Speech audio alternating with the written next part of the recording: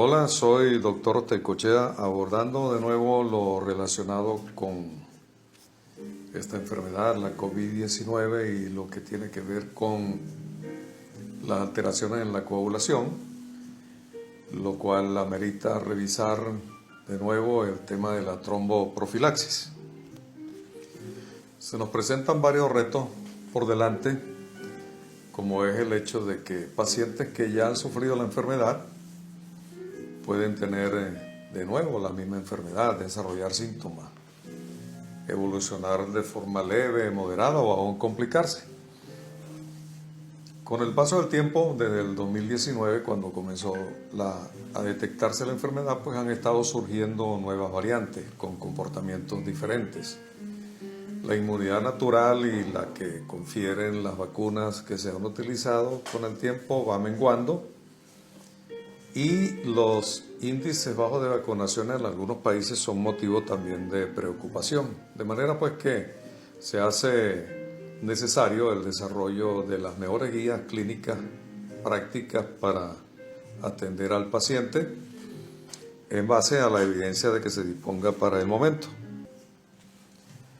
Los objetivos de esta presentación incluyen repasar algunas características diferenciales que le son propias a la enfermedad, algunos mecanismos patogénicos que están bajo consideración. Vamos a revisar, a hacer mención de algunos estudios randomizados y controlados que se han realizado hasta el momento.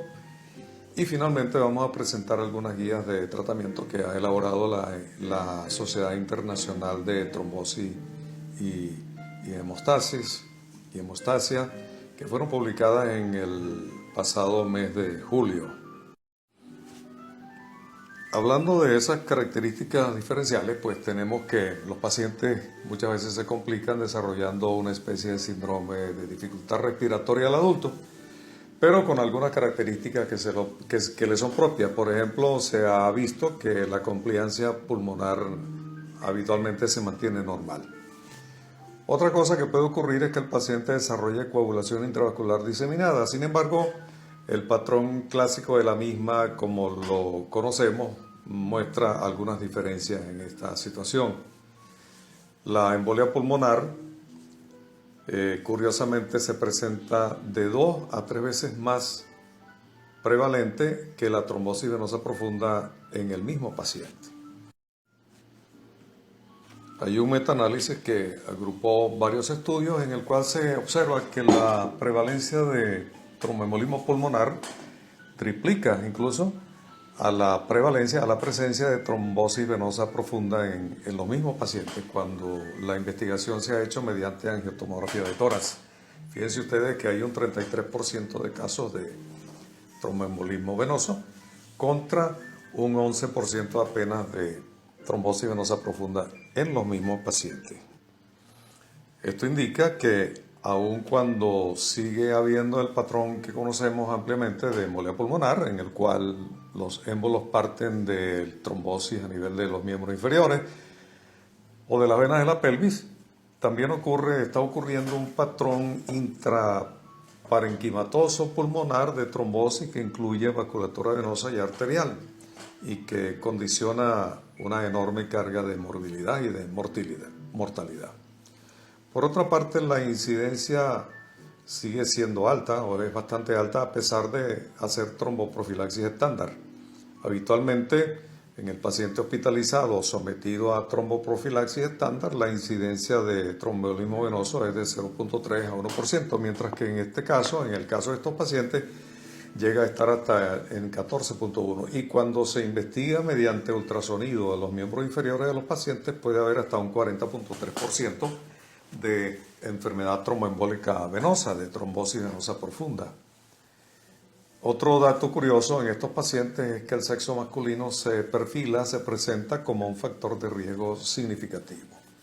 Y por otra parte, esas comorbilidades que habitualmente estamos acostumbrados a ver en el paciente con embolia pulmonar, como es la obesidad, la edad avanzada, el tabaquismo, el posoperatorio, no están presentes en estos pacientes, de manera que es común mirar pacientes jóvenes sin estos factores de riesgo sufriendo cuadros de enfermedad tromboembólica venosa.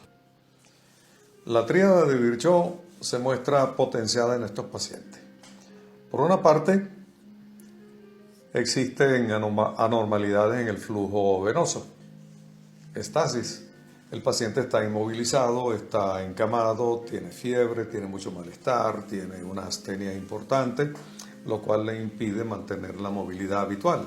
Eso condiciona el enlentecimiento del flujo sanguíneo y estasis venosa.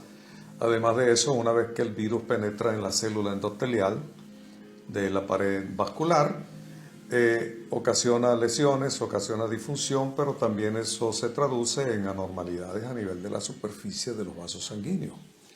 Y lo otro que ocurre es que se activa la cascada inflamatoria y la cascada de la coagulación. Una vez que el virus entra a las células de defensa como los monocitos, se activa la expresión del factor tisular, se activa la liberación de interleuquinas que tienen efecto antiinflamatorio y que desencadenan, por ejemplo, la activación de factores de coagulación.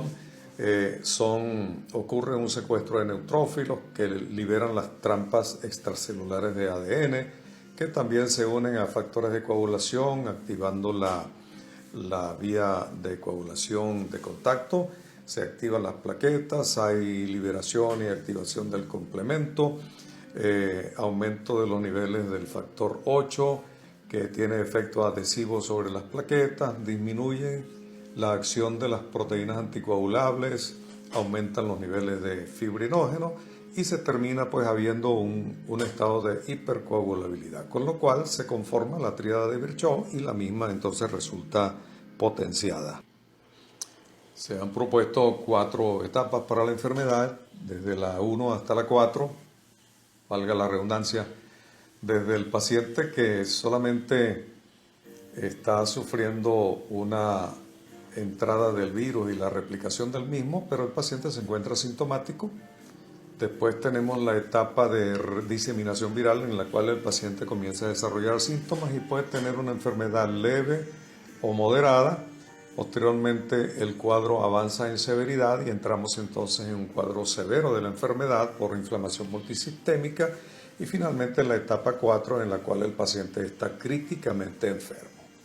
Habitualmente se ha estilado la implementación de tratamiento antitrombótico en las etapas 3 y 4 y en cierta medida en la etapa número 2, en la segunda etapa, en la de paciente enfermo levemente, que generalmente no está hospitalizado. Todo esto ha estado siendo tomado en cuenta para la investigación.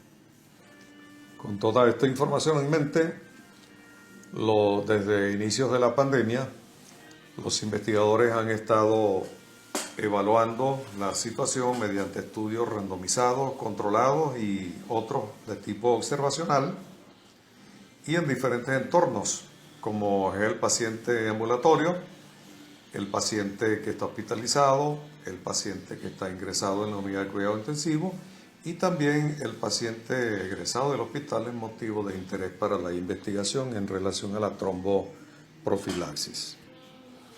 Diferentes agentes han estado siendo estudiados, a la cabeza de los cuales está la heparina, están los derivados de la heparina, la de bajo peso molecular, el fondaparinux, están los inhibidores directos parenterales de la trombina, los anticoagulantes directos, los agentes antiplaquetarios, solos o en combinación, los compuestos fibrinolíticos, y otros agentes que tienen propiedades antitrombóticas, que tienen propiedades fibrinolíticas y que tienen propiedades antiviscosas, como es el caso del sulodexide. Y los puntos finales varios que se han estado persiguiendo es mejoría en la necesidad de hospitalización o de rehospitalización, mortalidad por todas las causas, ingreso a la UCI, días libres de ventilación mecánica, tiempo de recuperación clínica o deterioro, y aún puntos finales de tipo bioquímico como es la concentración de dímero D a lo largo de la hospitalización del paciente y la mejoría en la relación presión arterial de oxígeno, fracción inspiratoria de oxígeno, es decir, el intercambio gaseoso. Con todas estas consideraciones en mente, pues ya hay algunos estudios de los cuales se dispone de los resultados y que han permitido a los investigadores elaborar algunas guías de tratamiento. Vamos a hacer un resumen de algunos emblemáticos, a presentar algunos resultados en el mismo orden en que aparecen aquí en la lámina. Paciente ambulatorio, paciente hospitalizado, paciente en terapia intensiva y paciente al egreso. En primer lugar tenemos el estudio ACTIV-4. Este es un estudio que pretendió evaluar la utilidad de utilizar aspirina o apixaban en dos dosis diferentes en pacientes ambulatorios clínicamente estables, aunque sintomáticos. El estudio randomizó 657 pacientes, estuvieron recibiendo aspirina, pero sin embargo, al llevar un 9% de pacientes reclutados, pues se decidió suspender la investigación por cuanto el índice de eventos era mucho menor al esperado, de manera que no se observó reducción en la incidencia del desenlace compuesto, que incluía tromboembolismo arterial o venoso, mortalidad por todas las causas, infarto del miocardio, stroke u hospitalización por afectación cardiovascular o pulmonar. Nada de eso cambió cuando se iba utilizando la aspirina o el apixaban en el paciente ambulatorio. También se evaluó la conveniencia de administrar a los pacientes enoxaparina en dosis profilácticas, 40 miligramos por día, en 472 pacientes randomizados también en relación 1 a 1, y evaluar como punto finales las hospitalizaciones probables y las muertes por todas las causas a los 30 días del tratamiento. Sin embargo, no se encontró una reducción en la hospitalización temprana ni en las muertes en los pacientes ambulatorios y sintomáticos con COVID-19. Un estudio evaluó el Sulodexide, que es un medicamento, un fármaco que tiene propiedades antiviscosas, tiene propiedades fibrinolíticas y tiene propiedades antitrombóticas, y se utilizó en los primeros 3 días de los síntomas en pacientes diagnosticados con COVID-19. 243 pacientes fueron evaluados y randomizados para comparar con placebo, y se encontró, sí, reducción significativa en la necesidad de hospitalizar al paciente y en los requerimientos de oxígeno en los mismos pacientes. También se observaron diferencias significativas en la concentración de dímero D y de proteína C reactiva, que es un indicador de inflamación, en los pacientes que recibieron el Sulodexide. De manera tal que, aunque los resultados deben ser confirmados, podría ser valioso la utilización de Sulodexide en el entorno ambulatorio. Entrando ya en el grupo de pacientes que están hospitalizados, tenemos el estudio Recovery. Este estudio comparó 7.351 pacientes a quienes se le administró aspirina, junto con 7.541 pacientes que recibieron el cuidado habitual, sin aspirina. No hubo diferencia en la progresión a ventilación mecánica o muerte, aun cuando la incidencia de eventos trombóticos fue menor. Sin embargo, lo que sí se vio fue una incidencia más alta de sangrado mayor. El estudio Action, realizado en 31 sitios de Brasil, evaluó pacientes, 615 en total, considerados de alto riesgo por tener niveles bastante elevados de dímero D, y se probó la utilización de heparina terapéutica en comparación con dosis profilácticas de la misma cuando se trataba de pacientes inestables, siguiendo con rivaroxaban hasta el día 30 o rivaroxaban desde la fase inicial de la enfermedad dependiendo de la estabilidad del paciente. Sin embargo, no se encontró mejoría en los resultados clínicos, que fueron el tiempo hasta morir, la duración de la hospitalización o la necesidad de oxígeno suplementario. Lo que sí se vio nuevamente fue un incremento en el riesgo de sangrado, un hazard ratio bastante elevado, 3.64. En este estudio, el RAPID, que evaluó pacientes moderadamente enfermos y considerados de alto riesgo porque tenían niveles elevados de dímero D, se probó la heparina terapéutica en comparación con las dosis profilácticas de la misma, evaluando un resultado final compuesto de muerte, ventilación mecánica o ingreso a la UCI, en el cual no hubo mejoría significativa. Sin embargo, aisladamente analizando la mortalidad, sí hubo un 78% de disminución en la probabilidad de morir al final del tratamiento, con un riesgo de sangrado bajo que se encontró en el mismo estudio, de manera tal que este estudio con 465 pacientes muestra algunos resultados que son halagadores. Este otro estudio, el HEP-COVID, de 257 pacientes, también evaluó dosis terapéuticas comparándolas con las dosis intermedias o dosis estándar. Cuando se compara la dosis terapéutica con la dosis estándar, se encontró una disminución significativa del compuesto de tromboembolismo arterial o venoso y muerte. Lo llamativo de este estudio es que el efecto no se observó en los pacientes que estaban ingresados a la UCI. Los pacientes fueron estratificados entre los que estaban fuera de la UCI y los que estaban dentro de la UCI. En estos últimos pacientes no se observó el efecto positivo. Hubo reducción en el tromboembolismo y llamativamente también la incidencia de sangrado fue superior, pero sin llegar a tener significación estadística.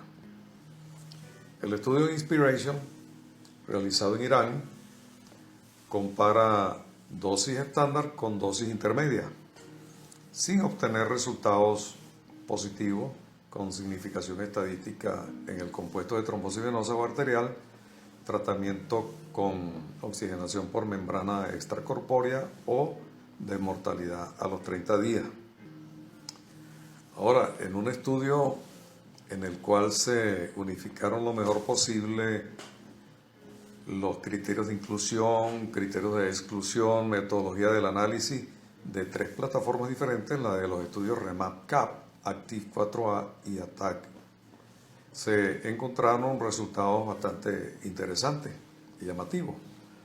Aquí los pacientes fueron estratificados en 2 grupos, aquellos que estaban críticamente enfermos y los que no estaban críticamente enfermos.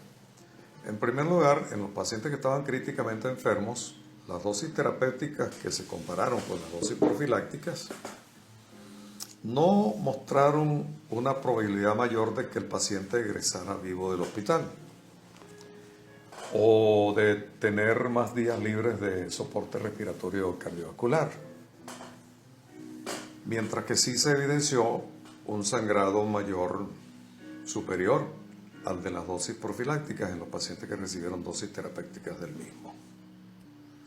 Sin embargo, al analizar los pacientes que no estaban críticamente enfermos, sí se consiguió que las dosis terapéuticas favorecían la probabilidad de sobrevida al egreso del hospital, sin mucha necesidad de soporte cardiovascular o respiratorio. El riesgo relativo de egresar vivo del hospital era de 1.27 y hubo significación estadística, comparando dosis terapéuticas con tromboprofilaxis usual, con dosis estándar. En el gráfico de barras se puede observar que en los pacientes que no están críticamente enfermos hay una probabilidad de egresar vivo del hospital de 80.2% frente a 76.4% de los pacientes que reciben dosis profilácticas. Mientras que en los pacientes que están críticamente enfermos, que están en la UCI, no se ve el mismo efecto. Las dosis terapéuticas, comparando con las dosis profilácticas, por igual se asocian a una probabilidad similar de egresar vivo del hospital.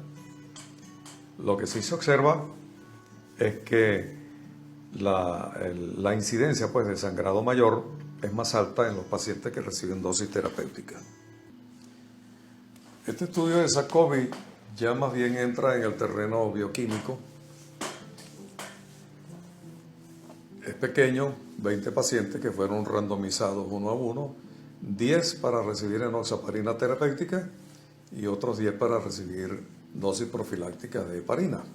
Todos los pacientes estaban en la UCI, no estaban conectados a ventilación mecánica y la idea fue comparar la relación PaO2 sobre la FiO2 al séptimo día y al 14º día de tratamiento para mirar la posible mejoría en el intercambio gaseoso. Igualmente evaluaron la concentración de dímero D al inicio y al final del tratamiento. Y en ambos aspectos encontraron resultados positivos. El gráfico nos muestra cómo los pacientes que están recibiendo dosis profilácticas de heparina, a lo largo de los 7 y 14 días, el intercambio gaseoso no mejora. A diferencia de los pacientes que recibieron dosis terapéuticas en los cuales hubo una mejoría sustancial, un incremento sustancial de esta relación a los 7 y a los 14 días de tratamiento. Y en lo relacionado con los niveles de dímero D, mientras que los pacientes recibiendo dosis profilácticas de heparina mostraron una estabilización de esos niveles y ocasionalmente incremento de los niveles de su concentración, en los pacientes que recibían dosis terapéutica hubo un descenso consistente de la concentración de dímero D a lo largo del tratamiento. De forma tal que la conclusión es que el tratamiento con dosis terapéutica de forma significativa mejora el intercambio gaseoso y mejora la concentración de dímero D en los pacientes de terapia intensiva. Entrando en el terreno ya de los metaanálisis, que incluyó 11 estudios, mostró que el uso de anticoagulantes en los pacientes hospitalizados, principalmente por supuesto la heparina, reduce la mortalidad por todas las causas en este tipo de pacientes. Sin embargo, hay un riesgo más alto de sangrado cuando las dosis son terapéuticas, de manera tal de que el estudio sugiere que se deben preferir las dosis profilácticas en pacientes que no están críticamente enfermos. El diagrama de Bosque muestra estos resultados favoreciendo el uso de la heparina, pero es llamativo que cuando se refiere a los pacientes ingresados a la UCI o que están severamente enfermos, críticamente enfermos, no hay resultados positivos. En forma global sí los hay, pero este subgrupo de pacientes que están en la UCI no muestra resultados beneficiosos. El estudio Michel evalúa ya pacientes al egreso del hospital. Son pacientes se les considera de alto riesgo y con bajo riesgo de sangrado. Y ese riesgo está establecido mediante la aplicación del score Improve BTE y en relación a los niveles de dímero D, y considerando otros factores de riesgo para tromboembolismo venoso. Estos pacientes recibieron anticoagulación durante 35 días con rivaroxaban a la dosis de 10 miligramos. Fueron evaluados mediante angiotomografía para diagnosticar tromboembolismo pulmonar o mediante ultrasonido para diagnosticar trombosis venosa profunda, y encontraron que había mejoría en estos resultados clínicos, un riesgo global de 0.3, es decir, hubo una disminución en la incidencia de estos eventos de un 67%, lo cual luce bastante halagador. Tomando en cuenta estos hallazgos, que son algunos de los que existen y en estudios randomizados y controlados y de la mejor calidad posible, algunas sociedades han estado elaborando guías de tratamiento entre las cuales destacan la de la Sociedad Internacional de Trombosis y Hemostasia, que fueron publicadas en el pasado mes de julio. Ellos alegan que están recopilando la mejor evidencia disponible de estudios randomizados y controlados y otros observacionales de la mejor calidad posible para hacer recomendaciones en las guías. Y para el propósito, entonces, dividen la situación en 4 entornos: el de los pacientes sintomáticos ambulatorios, los pacientes hospitalizados no críticos, los pacientes hospitalizados que están críticamente enfermos y los pacientes que son egresados del hospital. En lo que tiene que ver con los pacientes ambulatorios que están sintomáticos, ellos recomiendan que no se utilice el tratamiento antiplaquetario porque no es efectivo para reducir el riesgo de hospitalización, trombosis arterial o venosa ni la mortalidad. Lo mismo ocurre con el uso de anticoagulantes orales, llámese apixaban por ejemplo. No es eficaz para reducir los mismos riesgos. Lo que sí recomiendan es el uso del Sulodex-ide dentro de los 3 primeros días de estar sintomático el paciente, porque podría reducir el riesgo de hospitalización, y habíamos visto en el estudio correspondiente que también se observó disminución en los requerimientos de oxígeno. Los pacientes que están hospitalizados pero no están críticamente enfermos, en ellos se recomienda de forma rutinaria el uso de heparina de bajo peso molecular o heparina no fraccionada, pero en dosis profiláctica. Se supone que eso reduce el riesgo de tromboembolismo y posiblemente la mortalidad, siempre y cuando no hayan contraindicaciones. Hay pacientes seleccionados que se pueden beneficiar de dosis terapéuticas, como se vio en el estudio HEP-COVID, por ejemplo. Y las dosis intermedias no se recomiendan, de preferencia las dosis profilácticas, es decir, se deben preferir siempre las dosis profilácticas en general, salvo los pacientes seleccionados que menciona el punto 2. La terapia antiplaquetaria concomitante es potencialmente perjudicial y no debe ser utilizada. Se les nota bastante tajantes en esto. Y el uso de anticoagulantes orales directos en dosis terapéuticas no es efectivo en reducir el riesgo de tromboembolismo u otros eventos adversos. Ahora consideran ellos el caso de los pacientes hospitalizados pero que están críticamente enfermos. Sin embargo, no se recomiendan las dosis intermedias. Se siguen prefiriendo las dosis profilácticas con la finalidad de reducir riesgo de eventos adversos, incluyendo mortalidad y tromboembolismo. Dosis profiláctica. No se recomiendan tampoco las dosis terapéuticas en el mismo entorno. Ahora, en pacientes seleccionados podría adicionarse un agente antiplaquetario a las dosis profilácticas de heparina de bajo peso molecular o no fraccionada, aunque eso no está bien establecido, pero podría ser considerado para reducir la mortalidad. Finalmente, tratándose de los pacientes egresados del hospital cuando son de alto riesgo y con bajo riesgo de sangrado, pues el uso de dosis profilácticas de rivaroxaban por aproximadamente 30 días puede ser considerado para reducir el riesgo del tromboembolismo venoso. Otras instituciones, como los Institutos Nacionales de Salud, ellos establecen que el tratamiento crónico de anticoagulantes o antiplaquetorios en aquellos pacientes que por algún trastorno cardiovascular, llámese fibrilación auricular o porque son portadores de una válvula protésica, pues toman anticoagulantes o antiplaquetarios de forma rutinaria, y entonces pues los deben continuar, tomando en cuenta la posibilidad de interacciones con otros tratamientos antivirales que se le van a indicar al paciente, en cuyo caso habría que recurrir a la heparina para sustituir aquellos otros medicamentos. Ellos dicen también que el screening sintomático de tromboembolismo venoso no tiene sentido para reducir mortalidad, para reducir morbilidad. Y en el paciente que sufre un evento trombótico, sea este demostrado o altamente sospechado, pues por supuesto hay que instaurar el tratamiento anticoagulante dependiendo de los protocolos establecidos en cada hospital. Ahora bien, en vista de todas las disyuntivas existentes y de que todavía no hay criterios claros en relación al a las dosis que se deben utilizar de anticoagulantes, de medicamentos antitrombóticos para disminuir los puntos finales.